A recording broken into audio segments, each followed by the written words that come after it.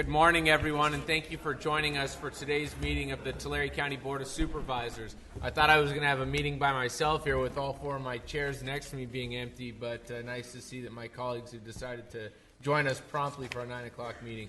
We will begin today with the flag salute, followed by a moment of silence. We will be led this morning by Supervisor Michael T. Ennis. Thank you, Mr. Chairman. Let's salute our great American flag. I pledge allegiance to the flag of the United States of America and to the republic for which it stands, one nation under God, indivisible, with liberty and justice for all.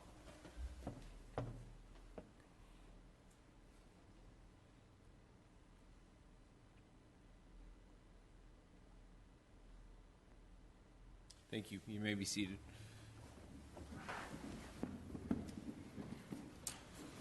All right, so first item on the agenda this week is Board of Supervisors matters, and I will start immediately to my right, and that's Supervisor Shuckland.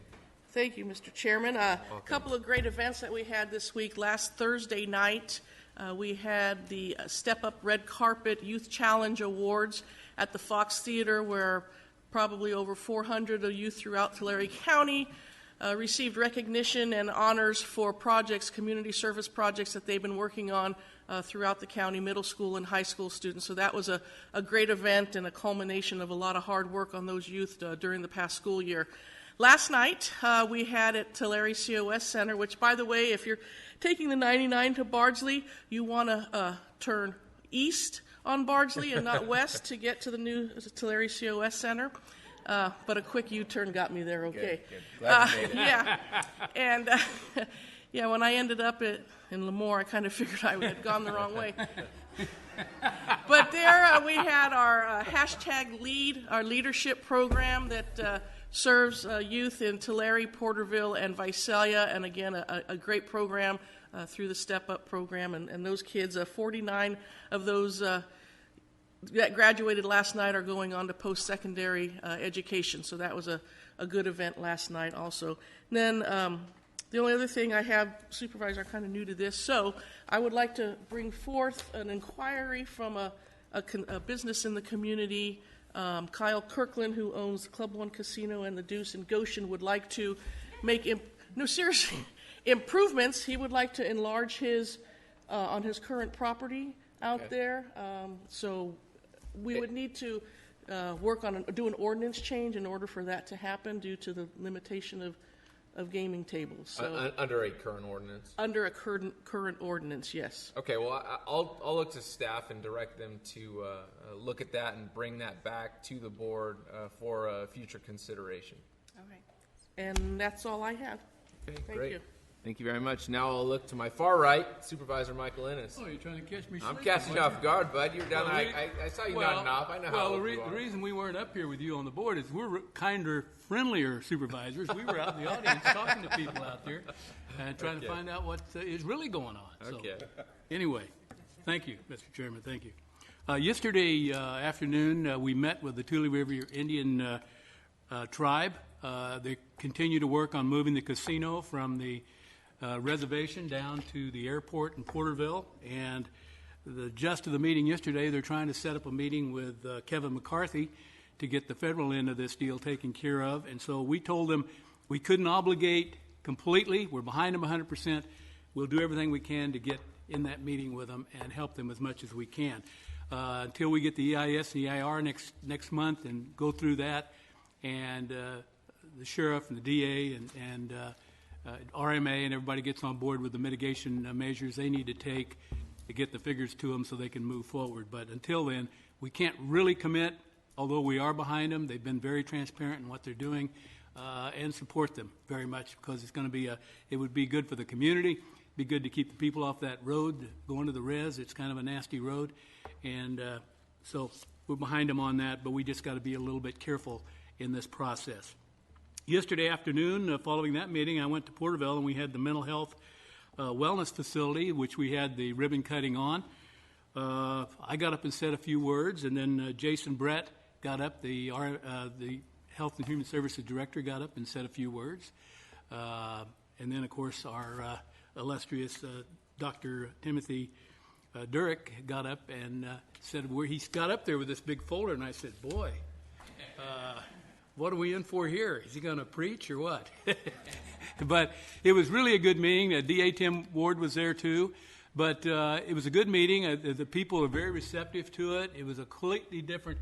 I was on the radio this morning. I said it's a complete different atmosphere than what we had in Visalia with the same type of facility we're trying to put on Lover's Lane. So everybody was very supportive that was there. It was a good turnout, and what a facility. It's great.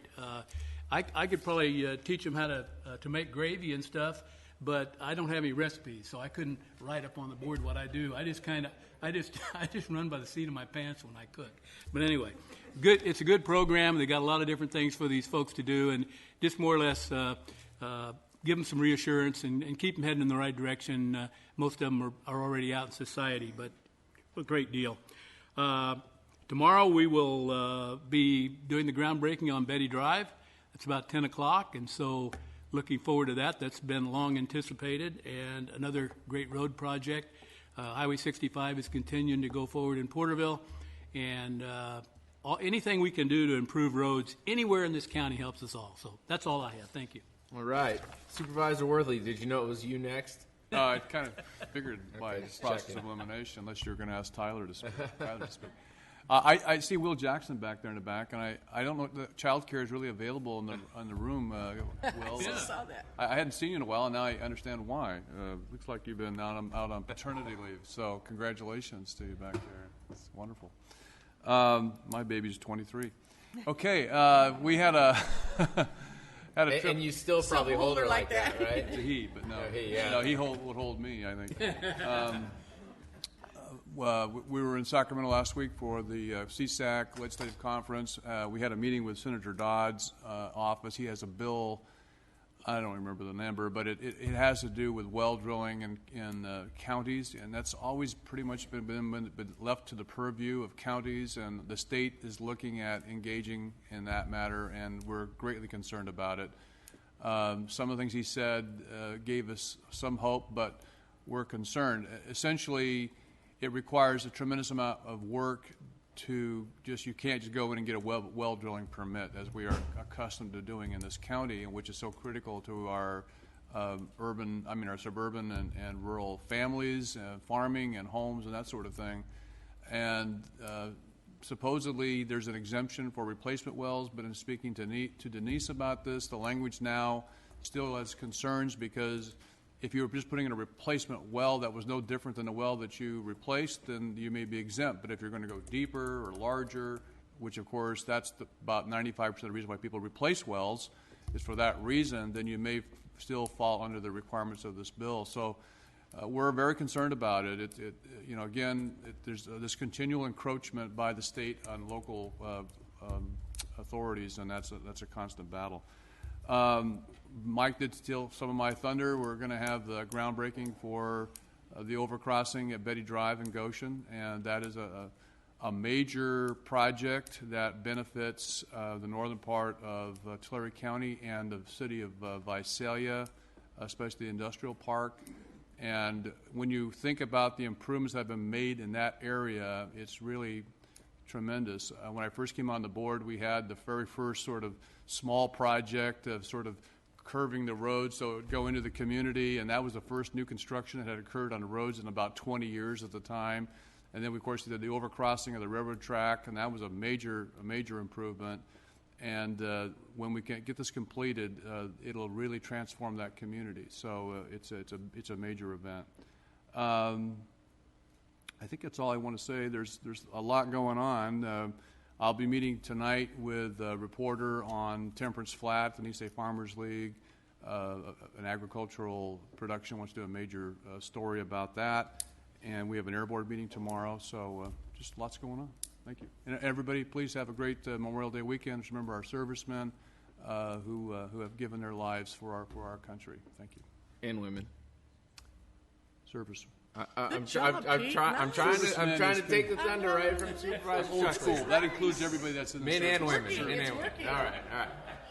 Okay, a couple things I wanted to go over. Supervisor Worthley did mention our meeting with Senator Dodd last week in Sacramento. I thought that meeting did go very well, and I could tell he was very interested in the perspective of our county supervisors on this issue. But it's always interesting to me that it seems like there's a bill targeted at Tulare County by a senator that I don't even know if he's ever set foot in our county. So it was nice to bring the local perspective, and I hope that should his bill advance, that some of the suggestions and perspectives that we represented to him are going to be included in that. We also, I serve on the Government Finance and Operations Committee on CSAC. One of the issues that we addressed, and we took a position of oppose and sent that on to the Board of Directors, was specifically related to divestment on the part of CalPERS, a state bill mandating the divestment of on the part of CalPERS from specific businesses and companies that don't reflect their values. And I just thought that was very interesting because in the past they did divest from tobacco companies because that is not reflective of the state's values. And over the time, from the time they divested to today, they lost a potential $2 billion in return had they left that money there. So, I look at the retirement system really more as being performance-driven and seeking returns specifically, not reflecting values necessarily. Because if we looked into each and every person behind each and every company, we're probably going to find someone to be upset with or something to be upset with. I think we really need to be more focused on the sustainability of our plans going forward and making sure we get the returns that our employees and plan participants deserve and expect. I wanted to thank our resource management agency. We were putting together a team of our road department folks to go out and have a meeting with some constituents in the Waukena area, specifically related to roads, and I'm very thankful for that. So thank you, Reed, and your team for helping to put that together. And I will not be attending tomorrow's groundbreaking, as I do have a Board of Retirement meeting tomorrow morning. So that's all that I have. I too wish everyone a safe and enjoyable holiday weekend, and I do echo Supervisor Worthley's remarks and making sure that we do remember what this weekend is really all about. With that, we will now move on to item number 2 on our agenda. That is recognition of Tulare County employees who have been selected by their respective departments to be honored in the Employee Recognition Program. We will announce and select the Tulare County Employee of the Year for 2016. At this time, I would actually like to have all employees who were nominated for the Employee of the Year honor to please stand and be recognized by your peers in this audience at this time. Let's give them a round of applause.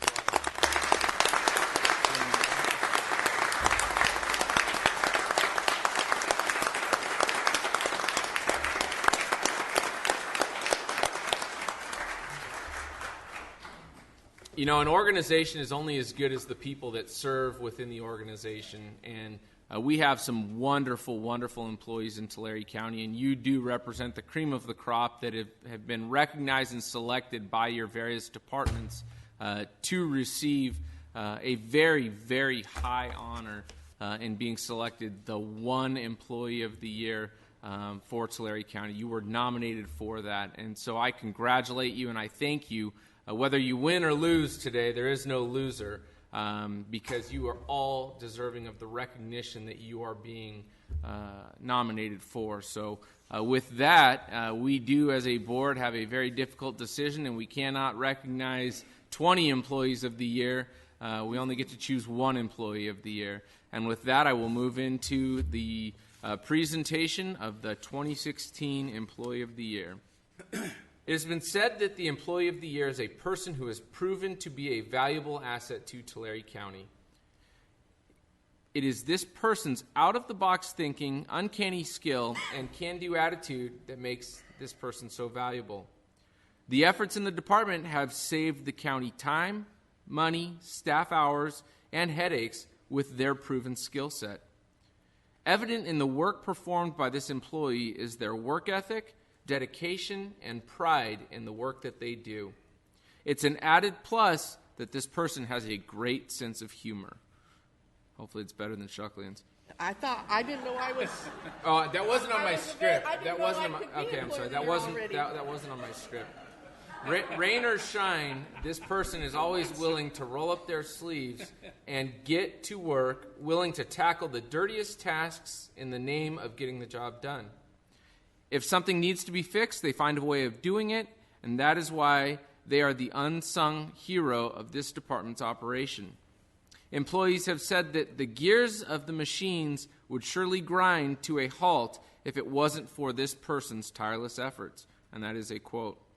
Now, it is my pleasure to announce the 2016 Employee of the Year from the Solid Waste Department. Congratulations to Glenn Black. Glenn, please come forward.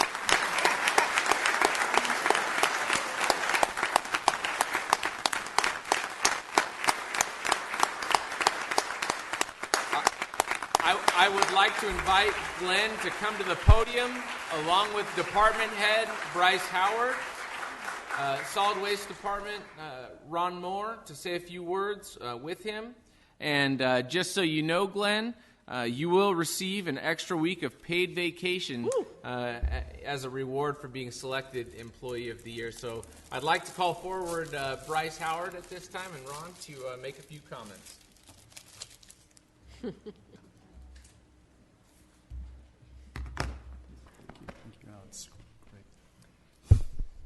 So I've been working in this business quite a long time, and one of the things you always recognize when you get out to one of these operations at a landfill or somewhere is that the most tireless, thankless job is the mechanic.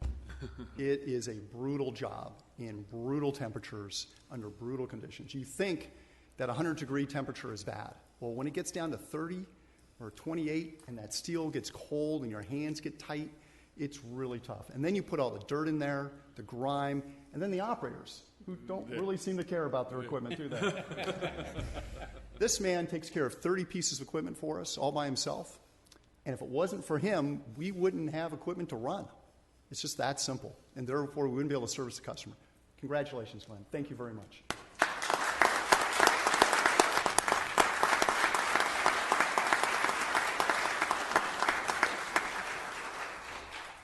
Well, me and Glenn sit across from each other every morning at 6:30, have our coffee, talk about everything under the sun.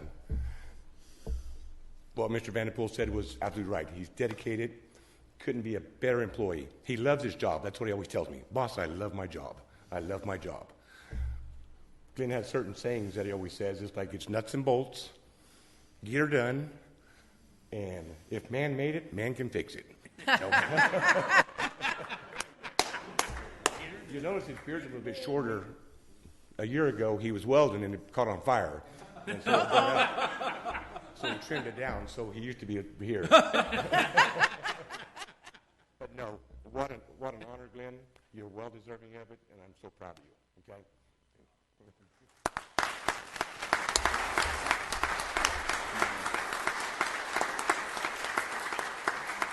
All right, Glenn. So it wasn't a lie what was written on paper. They just reiterated it. So I really am grateful and congratulate you for the work that you do for Tulare County.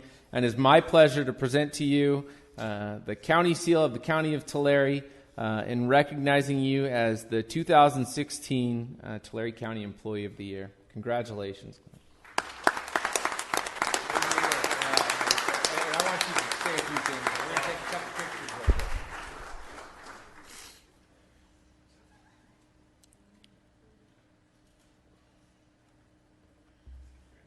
And would you like to say a few words, Glenn? I give you the opportunity to do so. I have to say, I'm just honestly blessed. I come to work every day doing what I love the most, and it's a labor of love. The paycheck is just a bonus. I enjoy this. This means a lot to me, honestly. I think, hey, it's been a good life. Thank you.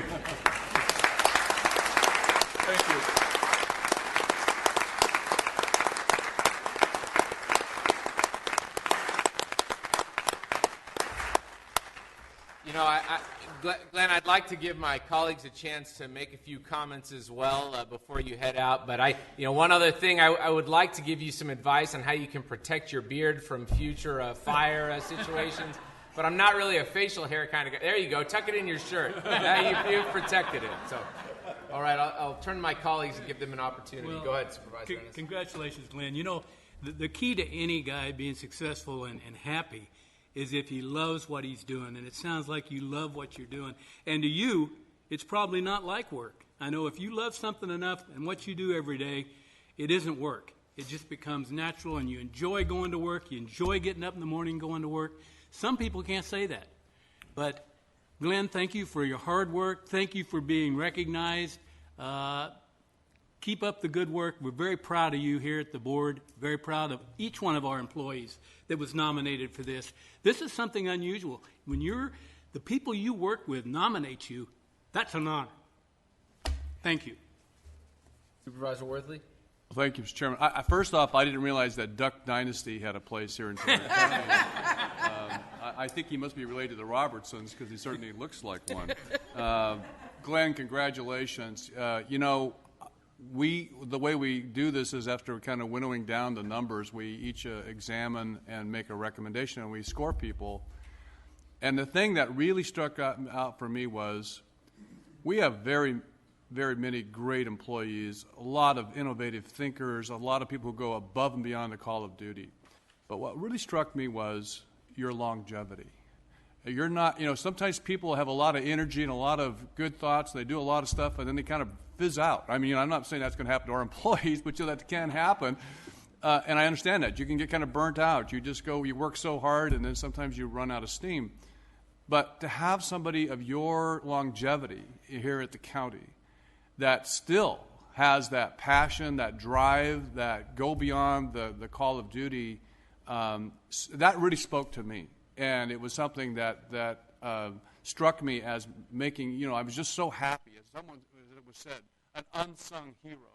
Today you are the hero. You're not unsung anymore.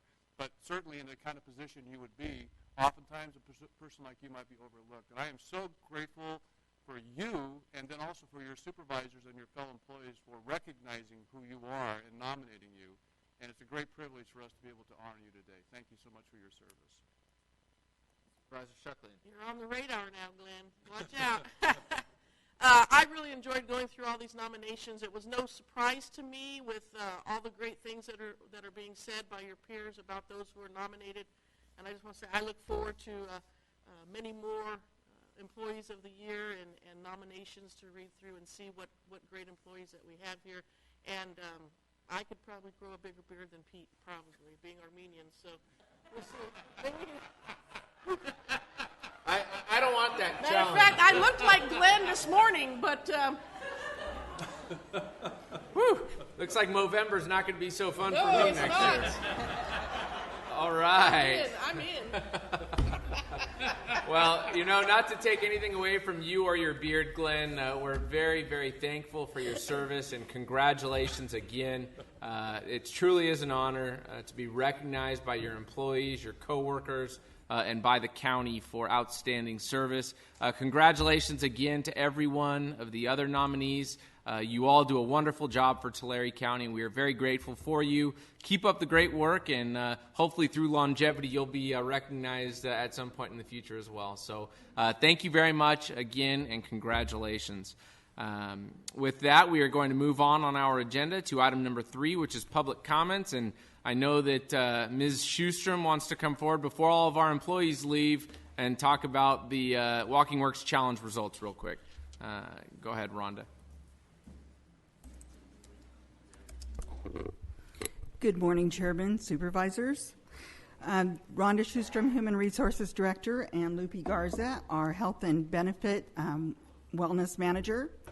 We'd like to update your board and our employees here today on our Walking Works Challenge results.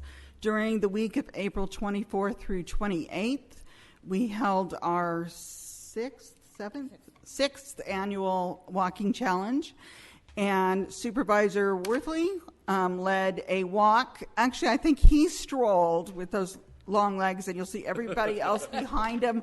We were walking, trying to keep up. Here in the kiosk area around HRD and Board and County Council. And then out at Health and Human Services, Supervisor Chairman Vanderpool led a walk at HHSA, as you can see from the pictures above. We had outstanding participation this year for Tulare County. Actually, we increased our average steps, and we also had more employees participating over last year. And as a result, I'd like to announce that Tulare County beat Fresno County in our average steps category, and we tied Fresno County in terms of our average or our number of employees who participated. So we both had 26% participation, but Tulare County won in terms of our average steps at 10,220. The chart here shows the highest participation in terms of departments, and there were 3 departments that had 100% participation this year: Law Library, Retirement, and Purchasing. And then followed by Human Resources with 96% participation, and a tie of 89% participation by the Board of Supervisors and Auditor Controller. And then highest steps, as you can see, is the General Services Department, followed by Law Library, followed by the Auditor Controller in terms of the highest average steps. In terms of the team participation, last year's team, One Direction, won for the highest average steps, and they came back this year as one more time with the General Services Department with an average step of 30,371 for the week. Wow. IT Daywalkers from the IT Department came in second. We had CalLearn Cruisers from HHSA as third. Walking Impressions, another team from General Services. And then Life in the Tax Lane, which was the Auditor Controller that came in 5th place this year. So again, 10,220 average steps. And as a result, we get to keep our trophies here in Tulare County. And so we're here today to present a trophy to the board. But we'd like to show you some other activity that occurred during the week. I'll let Lupe take this. Kudos to Fresno County. They really tried hard this year. They had so much activity going on. They had tons of pictures on their website. But one of our department in Health and Human Services created this poster, which Supervisor Vanderpool is next to. During our walk on Monday, the first day of the walk, they presented a poster plus some refreshments as well. And the poster reads, "This is Bob. Bob works for Fresno County. Bob is upset that Tulare County won the Walking Works Challenge. Don't let Bob take our trophies." So we said that to Fresno County, thought it was hilarious, thought it was good momentum. Then Fresno County also, here's a picture of Fresno County. Like I mentioned, they had tons of pictures on their website. And here's a picture of our previous county employees, Gene Russo, Oscar Garcia, and Debbie Panelli, who are on the forefront of promoting the Fresno County Walking Works Challenge. They came in they tied with us with 26% participation, but had less steps than Tulare County this year. So we officially, Tulare County, would like to challenge Fresno County for a tiebreaker. We verbally have reached out to them, asked them if they would like to participate in a tiebreaker in the fall. Haven't heard back from them, so now we're officially challenging them. And so on the last day of their walk, they sent us this picture. It says, "Prepare to eat your hat, Tulare. originally, HHSA provided this picture saying, all I'm saying is that if Fresno wins, I'll eat my hat. This is Jose Rizales from HHSA who provided this picture, and Supervisor Vanderpool. And on the bottom, Fresno County sent this recipe back to us stating, in other words, prepare to eat your hat. The recipe calls for an ingredients is 1 hat, salt to taste, and the directions is lose to County of Fresno, eat hat. So now we're saying, okay, we would like to challenge you. We split the hat. We know that we don't want to eat the hat, so we would like to a rematch in the fall to win that tiebreaker for participation. So we reached out to them.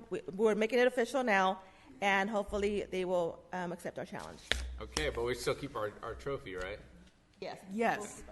And the Making date, sure. the date that we've selected as our challenge happens to be the day of our county health fair. Okay. So we'll be encouraging walking that day and probably incorporating some type of walking activity into our health fair. Great. So anyone who comes to the health fair will get a pedometer, as well as we will be sending these out in advance. Nice. Okay, great. So we'd like to thank the Board of Supervisors for participating, as well as our county employees. And we're going to leave the trophy here for it to be held by the Board of Supervisors for at least one more year. And the second trophy, I think we're going to share with Fresno County for a while, but after the tiebreaker, it's going to have a home for the rest of the year, for the winner. Great. Thank All right. you. Well, thank you for making so much fun out of a walking challenge. That's great.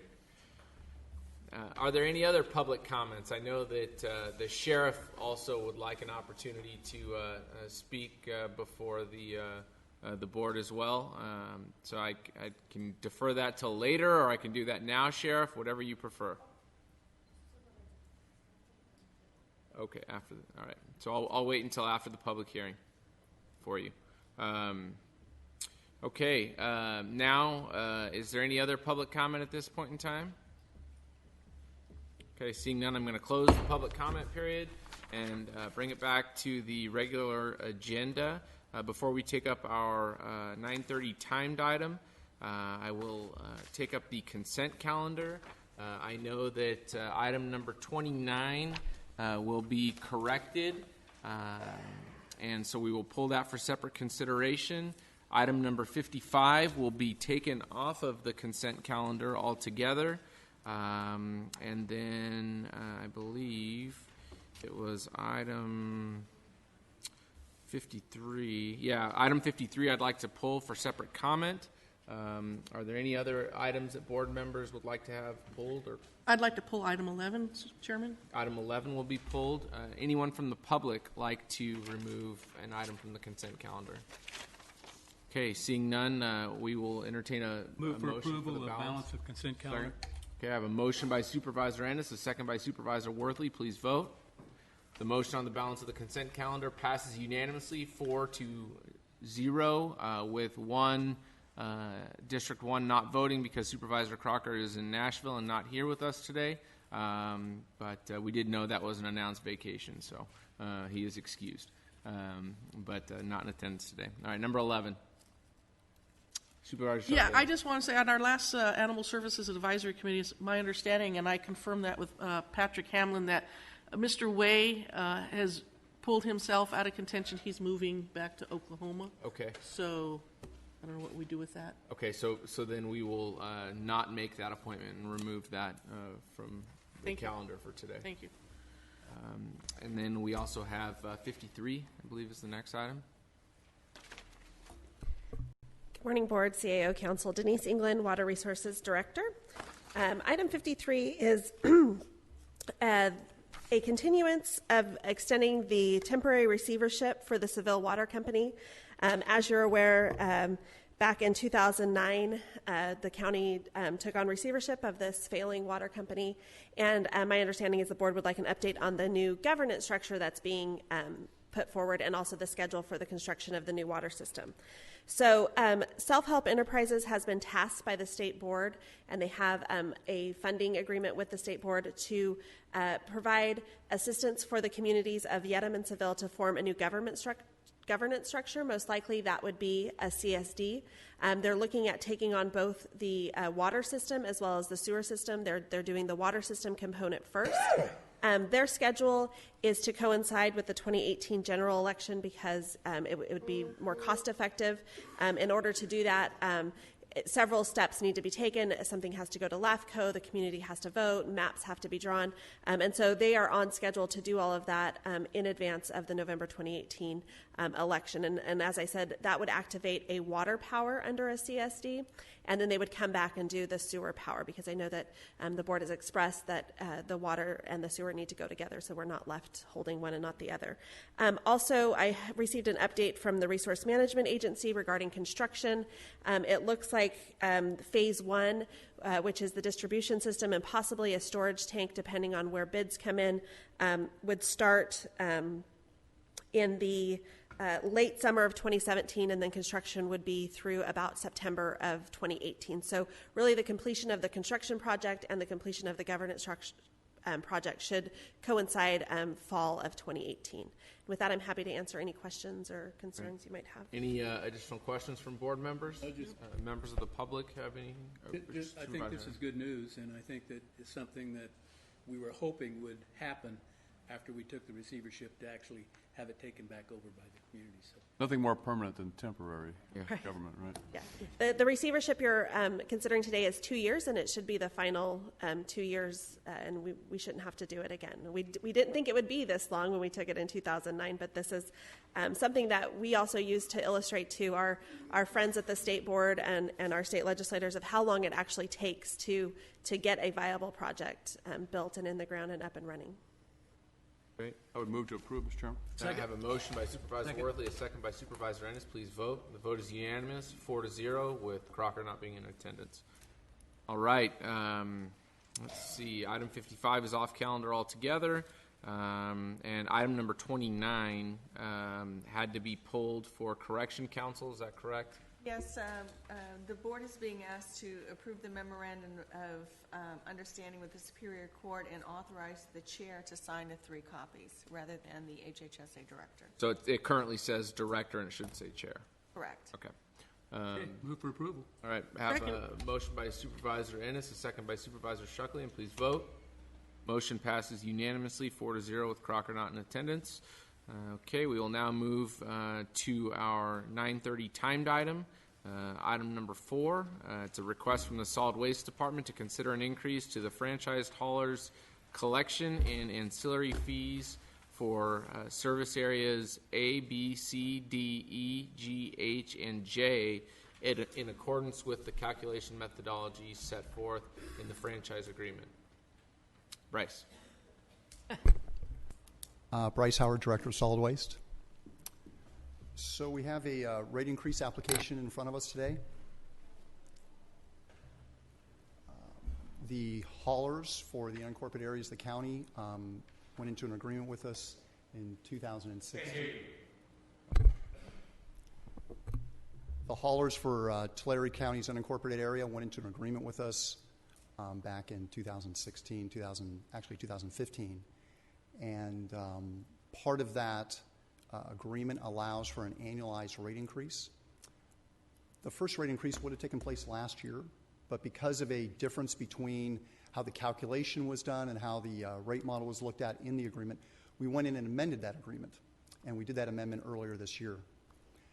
Now, prior to April 1, the the haulers submitted to us a rate application, which we then went through and analyzed, and staff believes that the rate application is correct. Part of the rate application, let me go back one step. So the rate application came to us, we looked at the rate model and looked at how it was calculated. It's a 2.1% increase on the basic rates, and then it's about a 2.5% or so increase on the overall ancillary rates. Those are the ones that don't have a disposal component to it. The 2.1% actually have a disposal component. And as you remember, back in, I think it was in March, when we looked at this, what it is, it's a blend of CPIs from the San Francisco Bay Area and the Los Angeles area. We blend those together, and we come up with that rate. We've looked at those rates, and they seem to be satisfactory to the staff. So this is a rate comparison for your information. As you can see, our curbside rate is a little less than the county's curbside rate, well, actually quite a bit, and our commercial rate is higher. That's not untypical of unincorporated areas being a little bit higher than, let's say, more densely populated residential areas. So you can see that the more densely populated residential areas are a little lower than our basic residential rate, but the commercial side is quite a bit higher. Now, it's very tough to compare commercial rates across all spectrums because of what's included in that rate. What we did recently during going to our franchise agreement is we actually took the commercial rate and we added some other services in there. As you remember, there was quite a bit of discussion about adding recycling commercial mandatory service to it, where if the hauler took advantage, or the customer, I should say, took advantage of those, it would actually lower the rates or at least make them relatively the same if they took advantage of those recycling services. That's why that particular rate went up fairly significantly back when we actually approved the franchise agreements. These are the proposed maximum rates, which are really tough to read in there. I can see that. Yeah, it's each one of those little rates is a 2% or so increase, except for the ancillary fees, which are 2.49%. So today we're requesting a rate increase. The haulers, this is a maximum rate. This is the most they can charge. I'm assuming they will charge that. And if you have any questions, I'll be here to take them.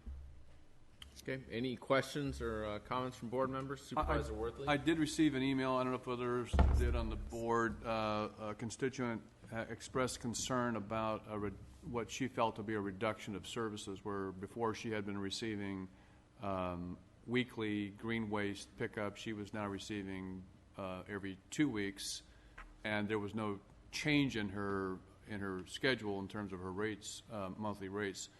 So my question really was, and I told her I would raise this, was that taken into consideration if there were those kinds of other issues in determining the rate increase that's proposed here today? So I think, Steve, what we did was we needed to go to a 3-can system, basically. And so we looked at adding the blue can to the system, into a recycling system. And to try and keep the costs down was to sort of go to every other pickup on both of those cans. So green gets picked up 1 week, the blue or the recycle can gets picked up the next week. Any other questions or comments? Supervisor Ennis? My understanding, too, is that the people in the outlying areas could request another green can. That's correct, Mike. Yes. To make up for that shortfall. Oh, okay. Right. Okay. Anything else? All right. This is a public hearing. At this time, I'd like to open the public hearing and ask if there is any public comment regarding this item. No haulers protesting this fee increase, I guess. Okay. Seeing no public comment, I will close the public comment period and bring it back to the board for discussion and or action. Move for approval. Second. Okay, I have a motion by Supervisor Ennis, a second by Supervisor Worthley. Please vote. Motion passes unanimously, 4-0, with Supervisor Crocker not in attendance. Thank you very much. All right, next we are going to move on to item number 5 on our agenda, which is a public hearing, a request from the Resource Management Agency to conduct a public hearing considering the proposed fee adjustments for Resource Management Agency. Good morning, Board, CAO, County Council. Sherman Dix, Assistant Director of Fiscal Services for RMA.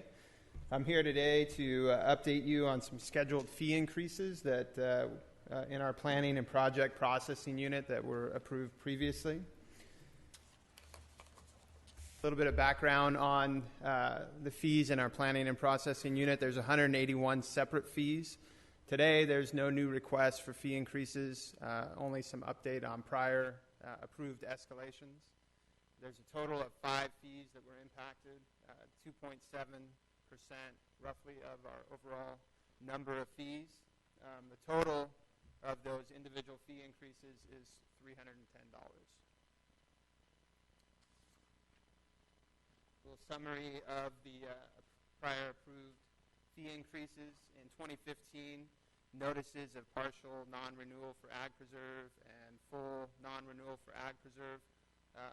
It was approved a 5-year graduated or incremental escalation, as well as tentative parcel maps and lot line adjustments for 4 years. So starting in 2015, there would be an incremental increase each year for the next number of years.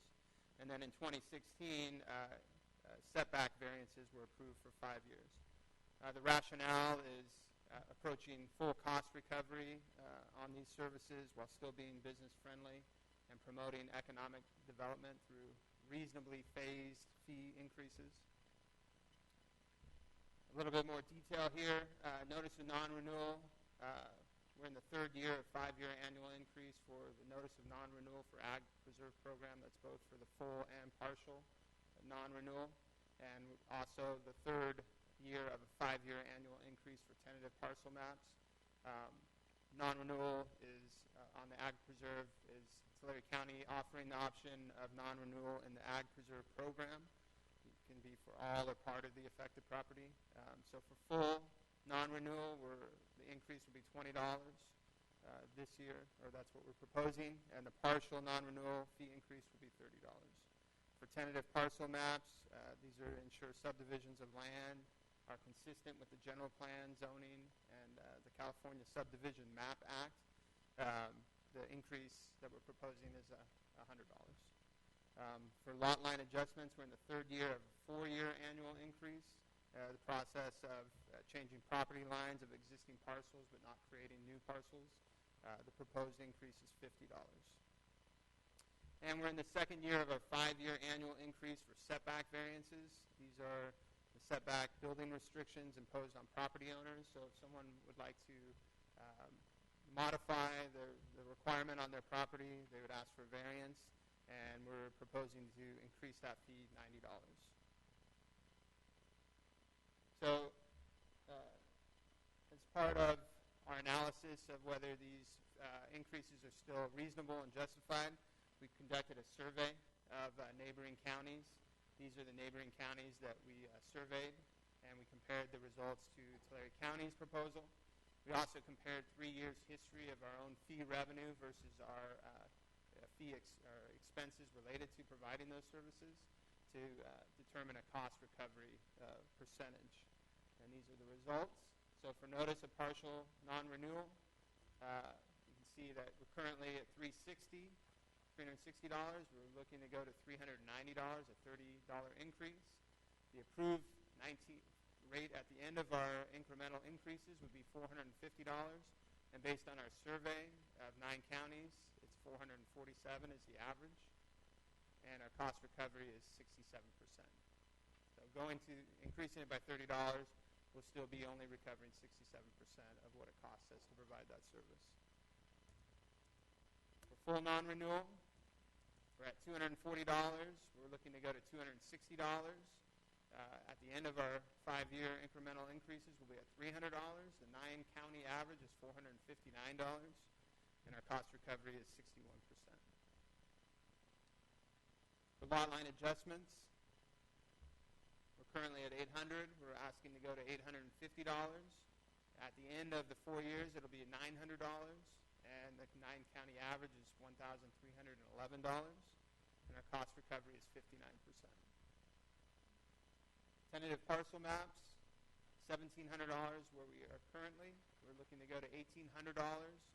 At the end of the increases, we'll be at $2,000, and 9-county average, $2,540, and our cost recovery is 72%. Finally, for setback variances, currently at $990, looking to go to $1,080. At the end of our increases, we'll be at $1,350. The 9-county average, $1,985. 39% cost recovery. You may have seen this chart before, but the idea here is, although we're asking for some fee increases today, the strategy has been to provide more buy right,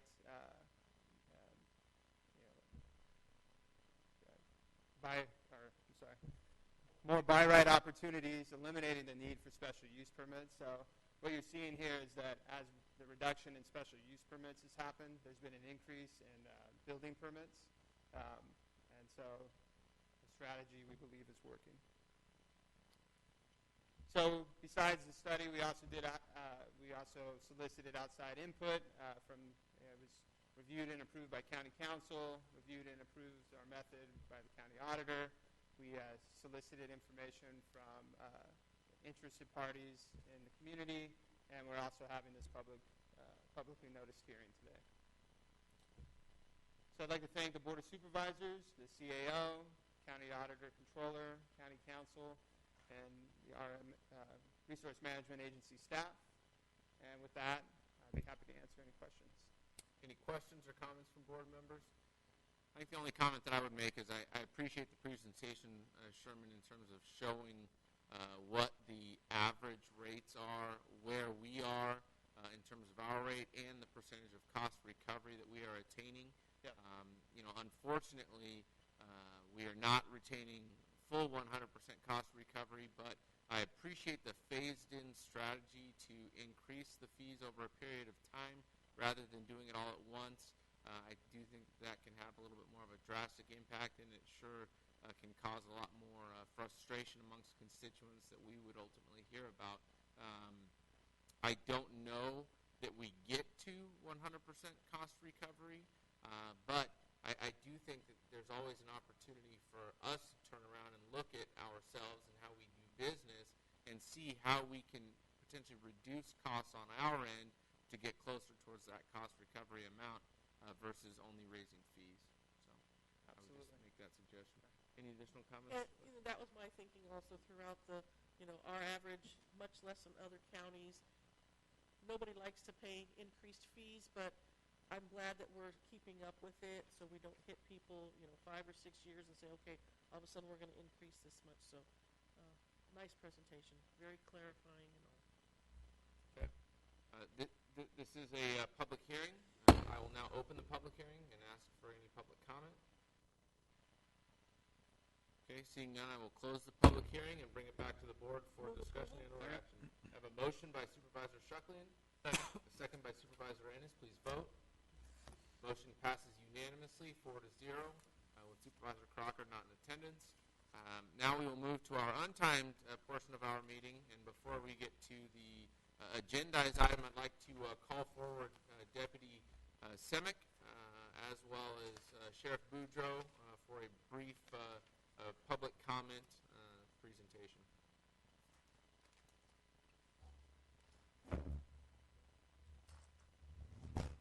Sheriff always gets special treatment, just saying. Go ahead. Thank you very much. Can you hear me okay? Okay.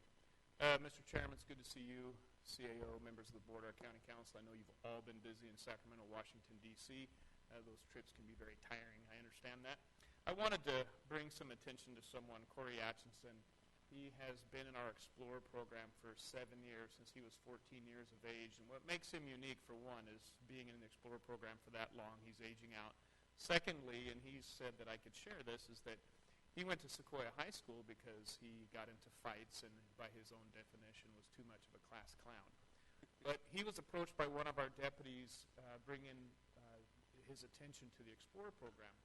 And he said that that program and getting into it has really changed his life.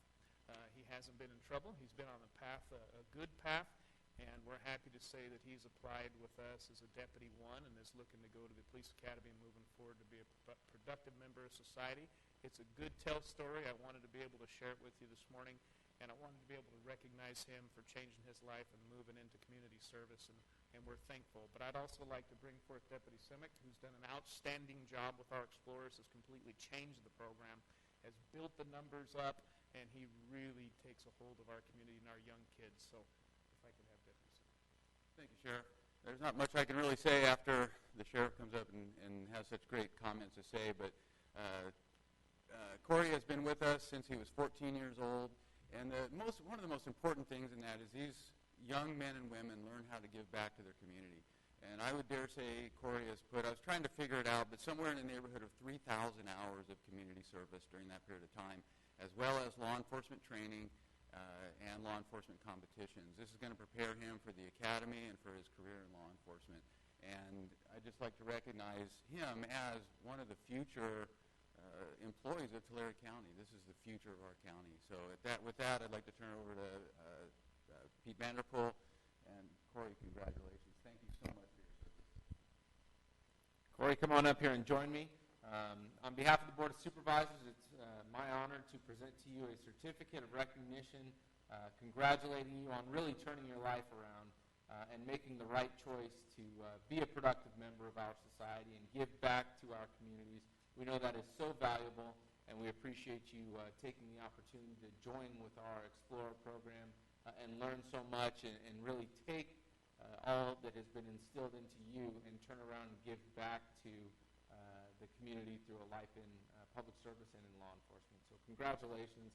I thank you very much, and you clean up quite nice. Get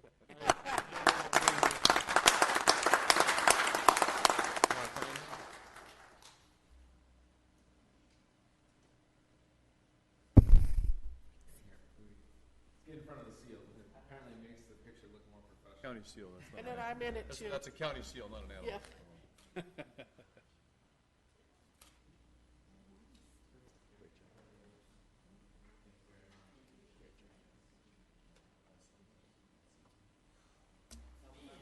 Thank you. Thank you.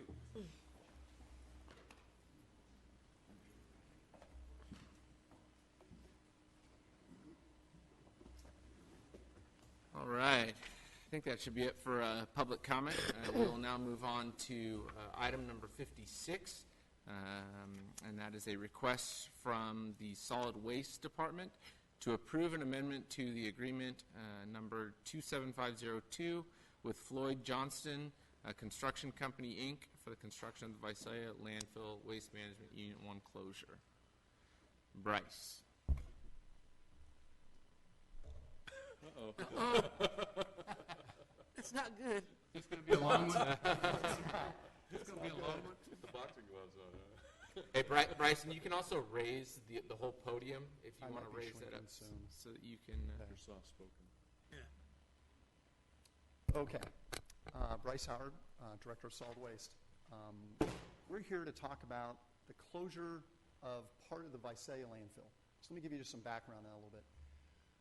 So I've been with the department 3.5 years or so, and that thing's been sitting there dormant. We went into another area of the landfill. Let me get to a slide that shows that. So as you can see, the thing that says Waste Management Unit 1 right there, that's the closure that's ongoing. The area we're filling now is over to your right on the screen there. That's where we're currently filling. So that area over there, we're trying to close that. And we've had some issues with our groundwater out in that area where we've been correcting. We've actually put a system in place now that is actually taking care of that. And that was a big issue for us for a while. But part of that is to cap that landfill so no more water gets into it or infiltrates through it. So we're in the process of capping that. It's a $8.5 million project. Lots of things that go in that. So we've been putting money away on a regular basis since this landfill has been in existence to fund that. We've got about $8.5 million in our closure fund for funding that.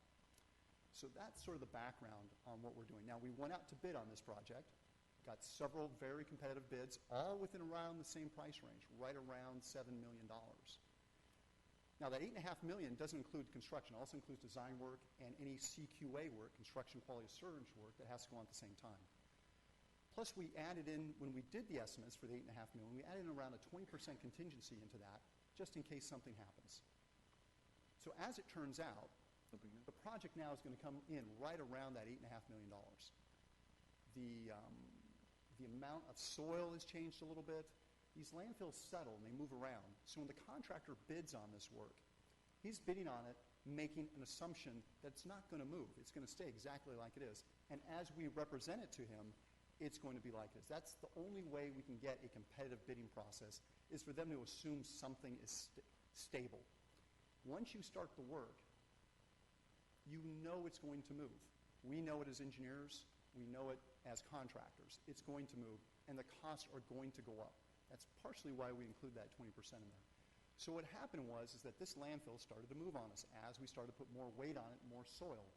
And when you take an actual topography of this landfill to try and get an idea of how much soil you're going to have to put on. Let me back up. The closure of this is just a big bunch of soil that's going on top relatively. And that's what happens. So when you take an aerial photograph of this to try and estimate how much that soil is going to be, it can't be perfect. It's going to have these little movements in little places. So as that place and movement has changed, the amount of soil has gone up. So the amount of soil has gone up, so the amount that we have to pay goes up. So initially, when we award the contract, even though we awarded it around that $7 million mark, we had very competitive bidding across that, so we felt very comfortable with that being the right price. But they put in a number in there to include extras in case it goes up, a predetermined number. So that's what we're seeing. That's what you're going to hear about in this change order, is basically the soil amount has gone up pretty much, I wouldn't say as we expected it. We hoped it would not. We hoped we'd be able to take some of that money out of the closure fund and back into our enterprise fund. But it has gone up relatively what we sort of thought it might do. That's why we added that 20% contingency in. So that's what this basic change order is about. It's about what it costs the contractor to place that additional soil they didn't bid on. And neither did any of them bid on it. That's what I think is important here. So there's some different costs that comes with that. The additional soil that has to go, the amount of distance he has to move to go get that soil. That's the primary cost here.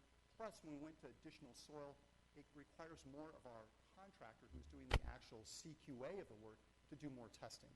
So that requires more money. So that's where you're going to see this basic through this presentation, what's taking place. So we're going to go through a summary of the costs, the contract history status, design assumptions, notice of potential claim, purpose of the contract change order, and the contract change order number 7 cost breakdown. And part of the challenge with any of this process is, let me just say this, is that you would hope that this claim, if you want to call it, and that's what it is, claim of additional money, you could say, let's settle this out. This is the last claim you're ever going to have on this job.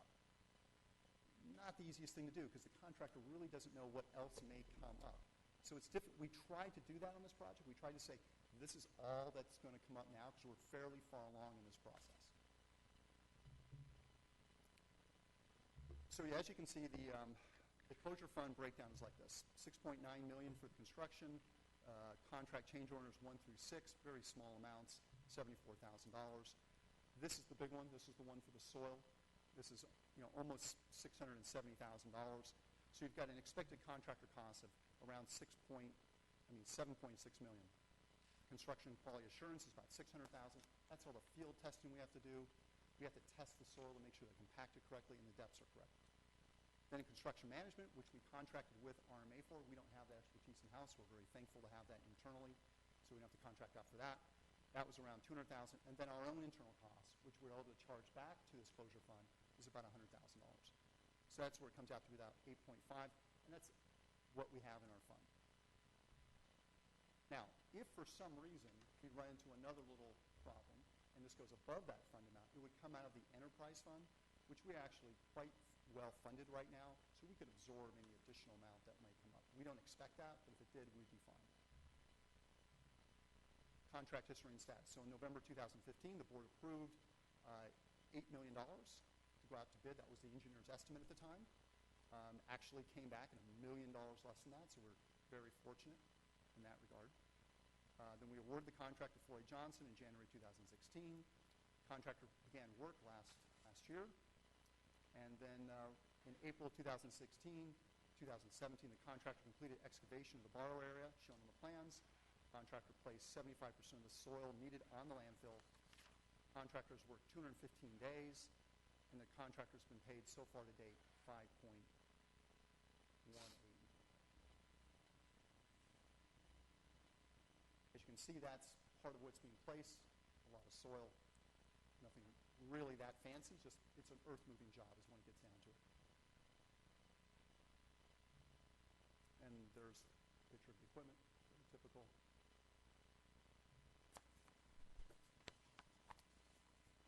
So when we started this project, we made certain design assumptions that I was talking about to sort of get to an idea of what the contractor can bid on. He has to bid on something.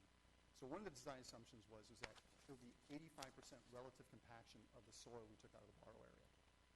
That can change on you. You're not really sure. We did some testing, but that can change. That could be one of the areas of additional soil needed. Plans of big quantity showed a 1.6 million cubic yards of material had to be placed on the original borrow area, and shows about 1.4 million cubic yards of soil to be excavated. Payment was based on that volume, so that was the original bid volumes. Aerial surveys used for base grades are not affected by the vegetation. That was another thing that we assume. Now, as it turns out, that vegetation is pretty tall out there. When you do that aerial survey, it hides some of the sort of the imperfections in the surface, which can add to additional soil. And the existing landfill would subside 9 inches under the weight of the soil plate. So we made the assumption that it would subside 9 inches, and we shared that with the contractor. Say he understood that, and it actually ended up subsiding quite a bit more. And this is a fairly large surface area, so just a couple of inches can add a lot of volume. Notice of potential claim. February 2017, contractor submits notice of potential claim for shrinkage of the borrow soil results in more under capacity loads of the borrow, subsidence of the landfill greater than expected, error in the aerial survey, and need to haul the borrow a greater distance from a deeper depth. So as we start to run out of soil, they've got to go farther to get that material, and they've got to dig deeper, so that increases their costs. This is really just a soil movement job, transporting material from one place to another. Purpose of contract change order number 7. Included items related to notice of potential claim. Increases in the monolithic soil layer quantity due to an increase in subsidence of the landfill. Landfill shrinking, more soil's got to go on top. Increase in monolithic soil layer quantity due to aerial survey discrepancy. Once again, the aerial survey wasn't perfect because of that vegetation was on there, and you can't get it exact. You're making really estimates as best you can. Provides compensation for additional haul distance. They had to dig deeper, go farther, so they haul it farther. Adds 50 additional working days to the contract for additional work. Included and not related to the notice of potential claim. Modifies grading of the north slope of the borrow area. Increases the monolithic soil layer and engineered fill quantities to provide adequate cover of waste. So we had some areas that we assumed there would be already some soil on there, a couple of feet or so, placed on by our operations. It turned out it wasn't all of that. It was a little bit less than that, so that included some additional soil and removed. Contract change order number 7, details and cost breakdown. What this does is resolves and settles the issues of notice of potential claim dated 2/9/17. Adds 153,000 cubic yards to the monolithic fill quantity to compensate contractor for greater than expected subsidence. It's a total of $291,000. Adds 51,000 cubic yards of monolithic fill to compensate for contractor for the error in the aerial survey due to vegetation. So we're building up the volumes here. We're capping the volumes up as they come. We added 44,000 cubic yards and 30,000 cubic yards to the engineered fill quantity to ensure adequate cover of the waste in the southern portion of the site. It's $152,000. Adds 25 cents per cubic yard of soil placed and engineered fill over the 1.4 million cubic yards to compensate the contractor for hauling greater distances, $127,000. Allows the contractor to construct the north face of the borrow area at a 4-to-1 slope at no cost to the county. Adds 50 additional working days. So as you can see, we're basically what we're doing through this whole process is adding up additional soil quantities because of certain types of activities that weren't anticipated, and the dollar amounts associated with those. Those are all prorated against the original bid amount. And then we're adding on a little bit for the actual distance that they had to haul. And we've come up with this $669,000 that staff has agreed with. Comments and questions? Comments and questions from board members. Supervisor Worthley? Jim, thanks, Bryce. I was curious. I know there's a large borrow pit to the north of the existing landfill. We are creating a large borrow pit now to the south of the landfill. In the future, when long beyond my tenure on this board, probably longer after my life on this earth, there's going to be another closure requirement in the future. Well, first off, are these borrow pits designed or expected to become used as landfill sites in the future? Not at this time.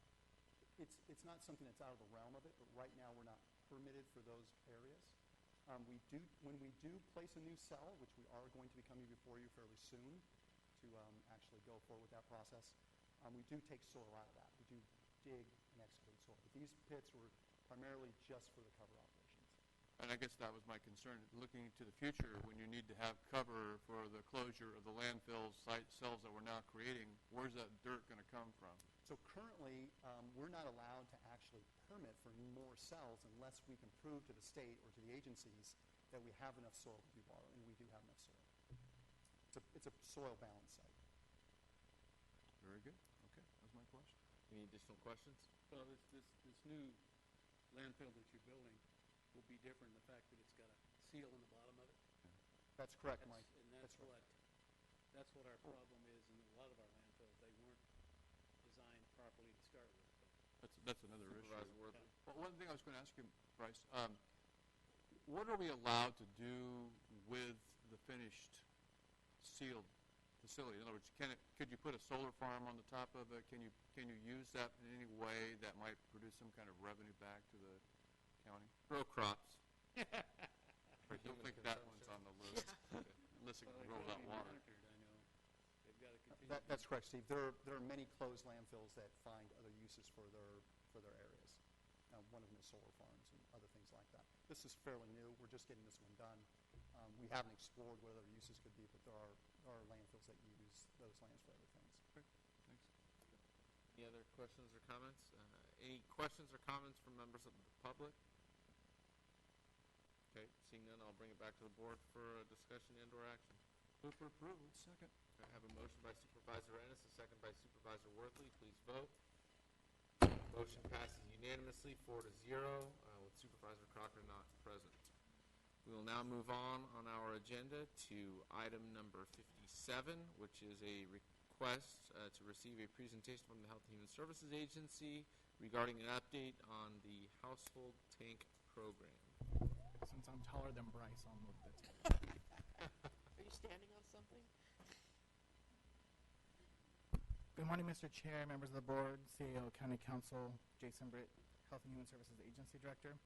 So I wanted to come back today to give you yet another update in our ongoing household tank program.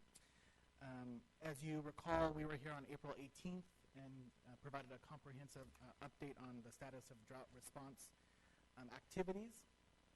At that board meeting, we were directed to do a certain number of activities, and I'll provide you with some update on that today. I did want to preface my presentation today before I get started that some of the items we're going to discuss today are still in negotiation with the state, but I thought it was in the best interest of the agency and the program to come to the board and disclose to you what we know and what we think will reasonably happen with this program. So with that, I just wanted to have that caveat. As you recall, on April 7th, the governor's executive order terminated the California Disaster Assistance Act funding on June 30th. We also have 449 participants remaining on the well program, and there are 55 active well failures with no temporary or permanent solution. That has decreased by about 19 or 20 from the last time we were here. So there are individuals taking action to solve their own problem out in the community, or wells are starting to recharge either way. I'm sorry. So excuse me. That 55, because I just saw a report that came through the other day that I thought we were down like 33 wells. Something like that.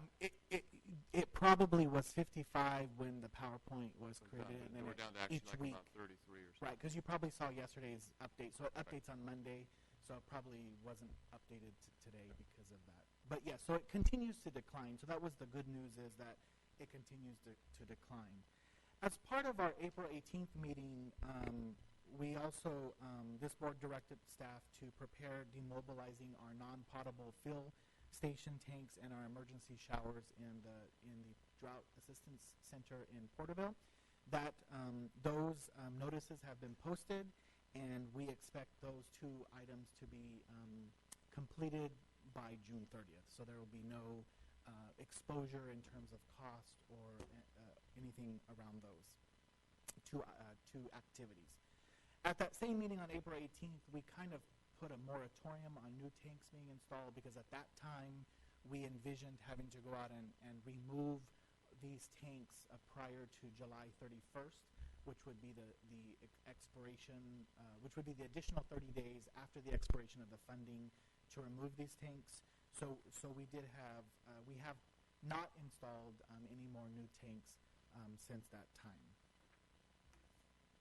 So our current situation is that on May 9th, we received a letter from the Governor's Office of Emergency Services announcing that they are going to have a grant program to continue delivery of emergency water to the existing tanks. So this does not pay for any additional tanks, but it will supply water for one additional year to the tanks that are already installed.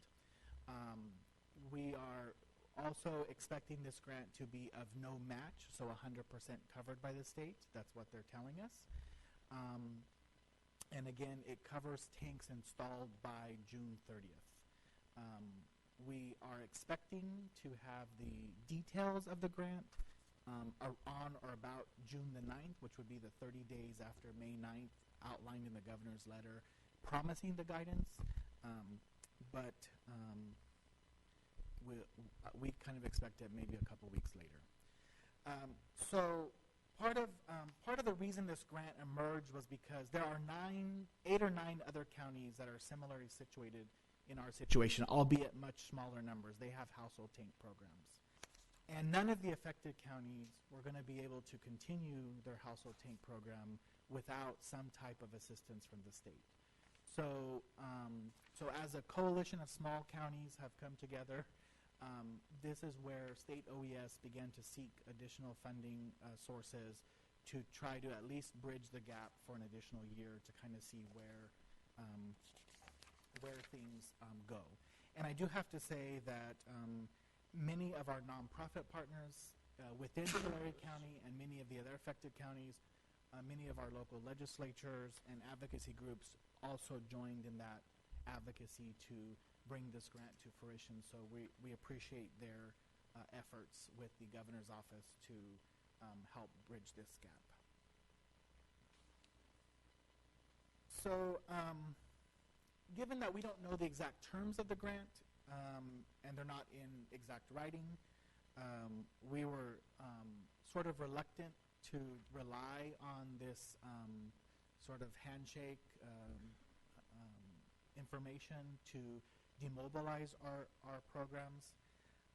However, what we have received is that self-help enterprises who are here today, they are the owners of the household tanks. The state has made that determination.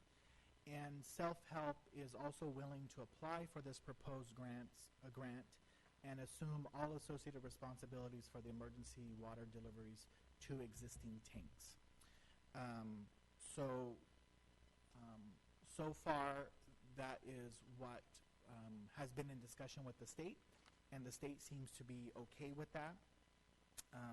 Self-help has been involved in this process not only in Tulare County, but they have also had tank programs in Stanislaus, Mariposa, Merced, Fresno, Kings, and Kern, where they also expect to do similar work with this grant going forward. And I'll let them, I know they want to make some comments after my presentation. So we think this is an excellent strategic opportunity to streamline services and delivery, and to also sort of make a demarcation between what the county was doing and what self-help is going to carry forward, because there will likely be new grant requirements, there will be likely new applications, and so on and so forth.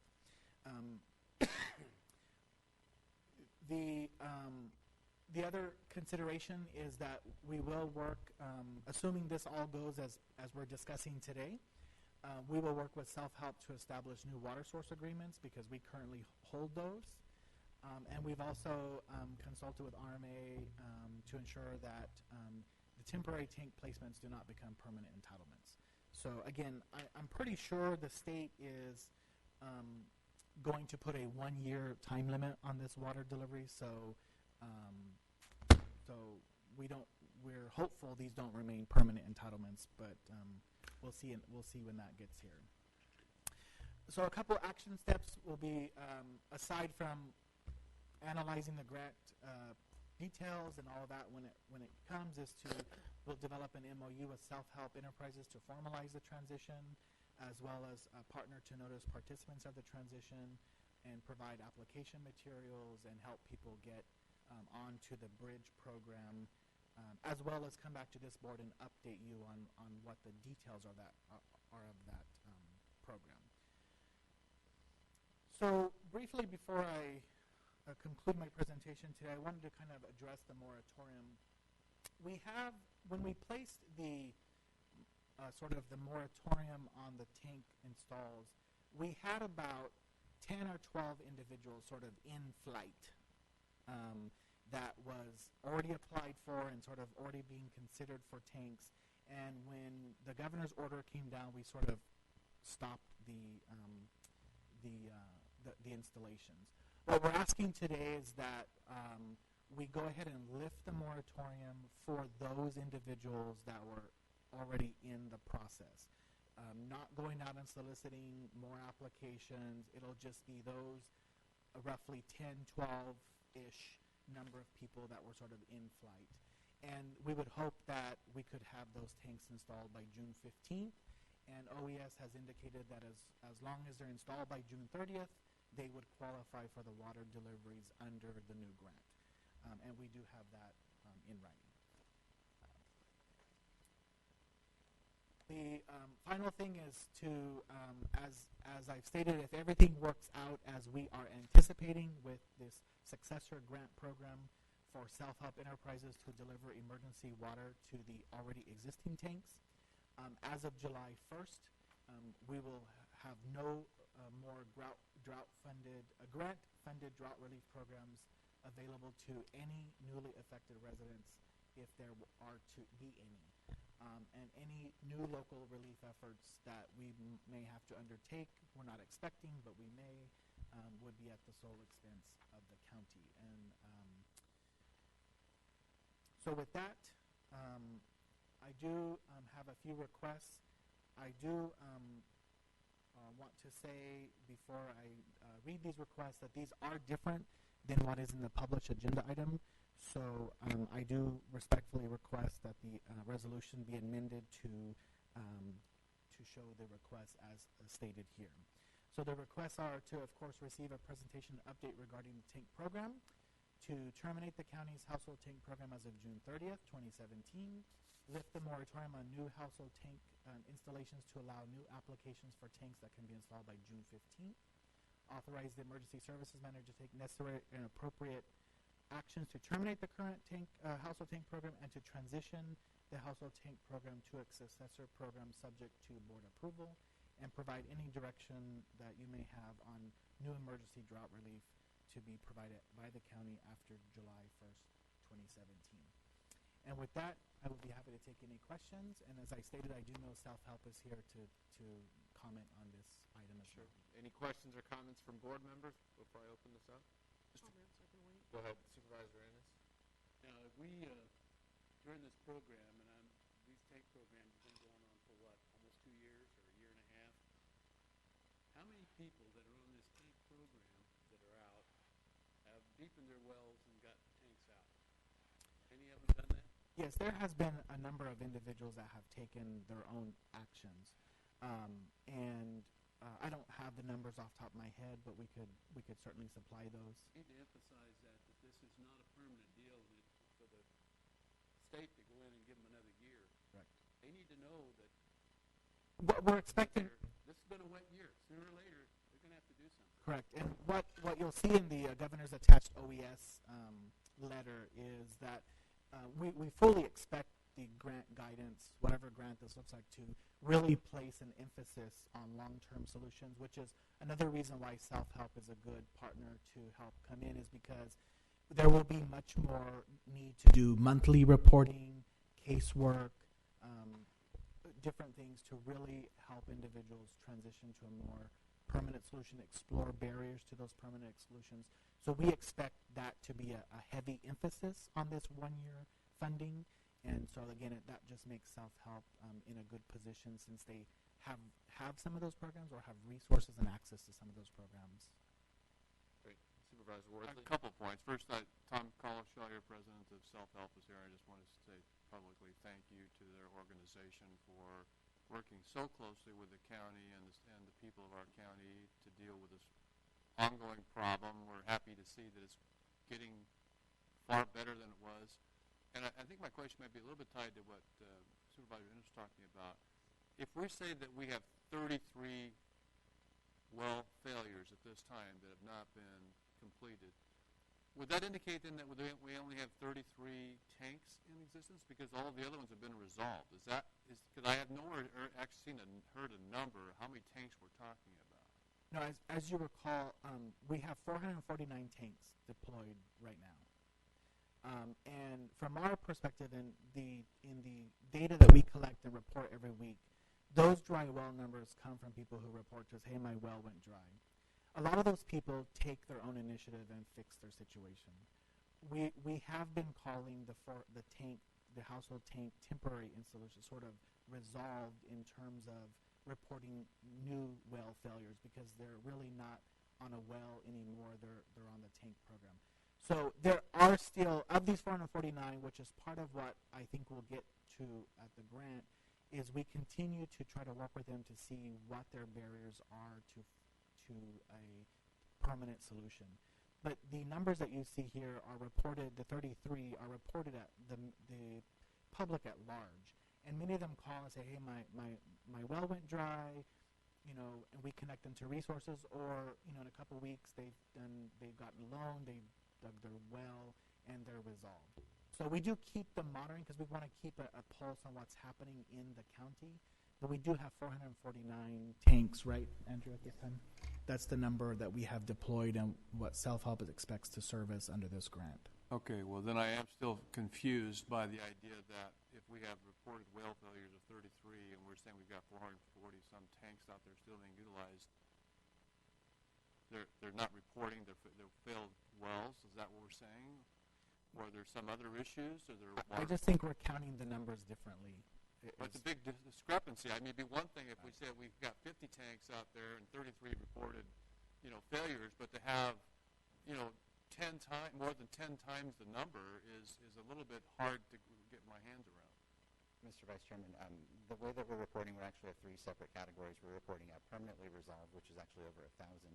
We're reporting interim solutions, which would be either our tanks or privately provided tanks, which is the 449 that we're referring to.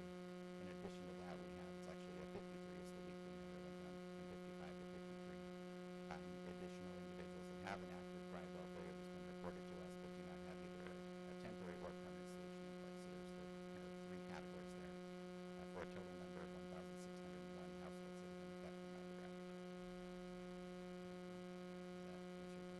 Well, I guess it does, but it almost makes like I'm thinking, I'm talking like I'm ready to have a party. Wow, we fixed the problem. We're down to 33 wells. I'm like, that's just drop in the bucket, right? But I mean, when you start looking at these numbers, that's a whole different animal. And then going back to what Supervisor Innes said, is that it's all the more important to realize time is of the essence here, because if we've got that many people who are depending upon these tanks, and there's 1 year left to go in the program, then there's a serious problem looming here. I could see you being back here next year with another emergency from the state, extending it for another period of time or something. But I mean, that's up to the state whether or not they want to do something like that. But I agree with what Supervisor Innes said. People need to get with it. I've got to believe that the price of drilling wells has dropped because the demand has dropped. I see drilling equipment out there that's very old. Equipment being used. I'm sure that their charges are dropping down. Again, we've got to get to a permanent solution here, and tanks are not the permanent solution. Which is why we expect the 1 year grant to have like a monthly, like it's going to require, we're expecting it to have a requirement where like we're going to have to check in with people every month or every few weeks to find out where they're at. So it's going to be a much more intense program focused on getting folks to a permanent solution of what we're expecting and what we're being told. Again, we'll see the devil in the details, but that's kind of what the state has indicated to us at this time. Yeah, we're having a problem. I don't know if it's the microphone problem. Is the microphone problem again? It was actually engineered by yours truly. If anyone knows out there, you can hear me very well. I made sure that only one microphone worked for this meeting. So. I'll try to speak louder. Okay, there we go. Well, it's you kind of fade in and out, and I don't know whether it seems like if you're closer to it's better, so be closer. So maybe it's that way. It's better. Okay. Okay, well, go ahead. Just for the folks who have their wells have been fixed, will those tanks be removed, or are they just going to stay there for the year? They remove. They'll be removed Once they get a permanent solution. They remove them. Okay. Yeah. So I'm glad that the state decided, to extend this to a certain point, because I think there are people out there who truly need it still and have been, cut off when we found out, a month ago or so, that this was going to be happening. And I'd also like to thank Self-Help for, taking the initiative to step in and take over the program, which is much needed. So thank you. That's it. Okay, I know CAO Spada has some questions as well. Yes, thank you, Mr. Chairman, members of the board. I just have one question.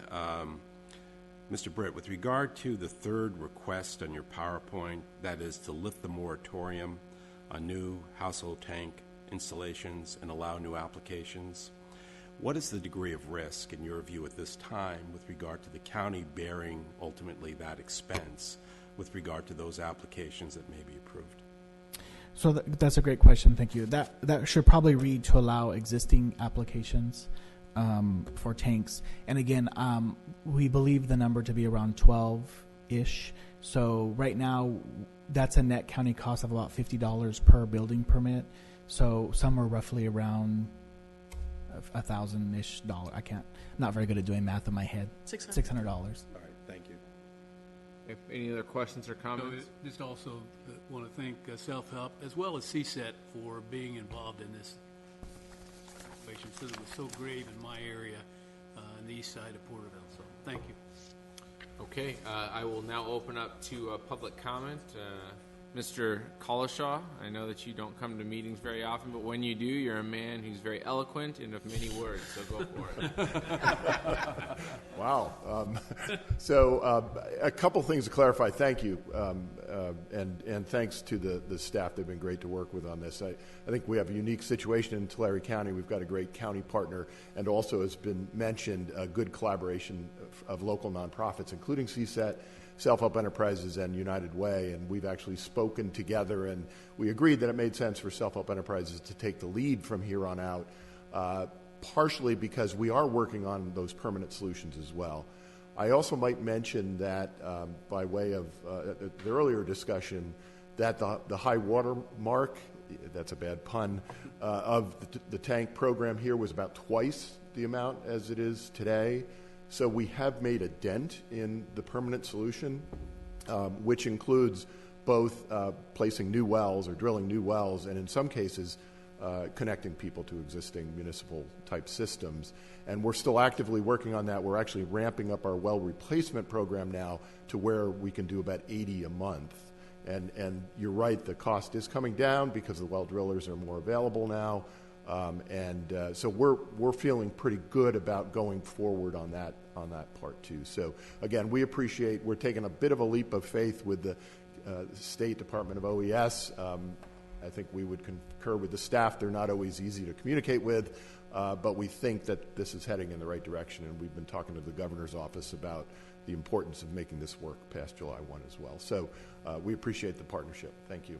Okay, I do know that council has a comment as well, and that will be followed up by a CAO comment as well.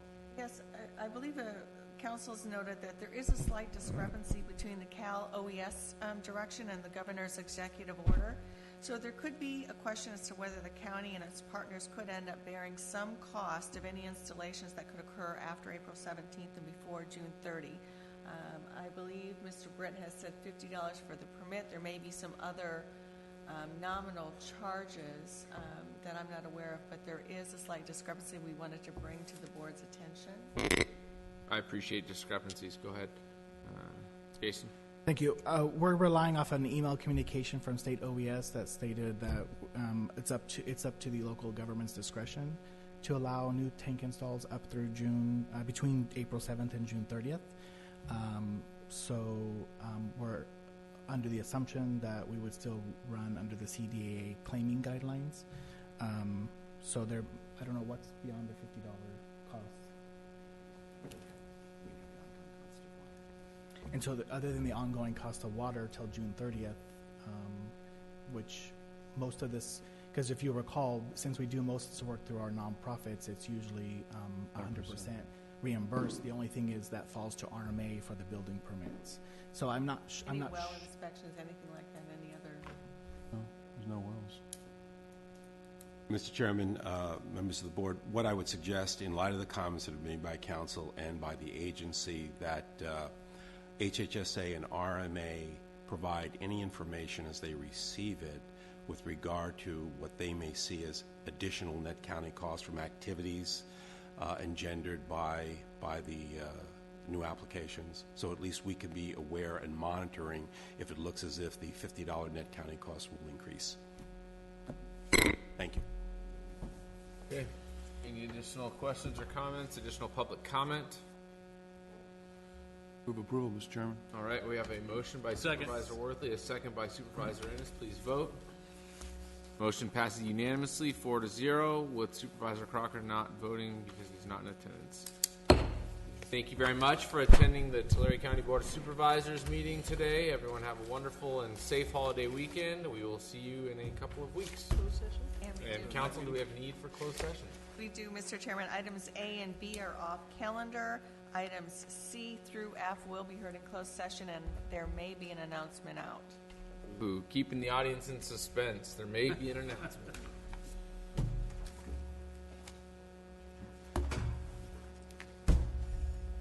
If anybody heard that.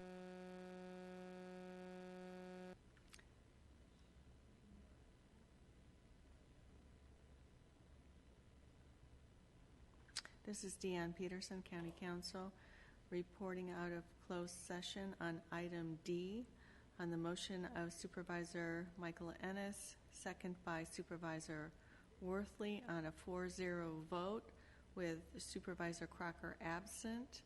The board directed legal counsel to file exceptions in Public Employment Relations Board unfair labor practice charges, SACO 120M and SACE 894M. This concludes the reporting out for today's closed session.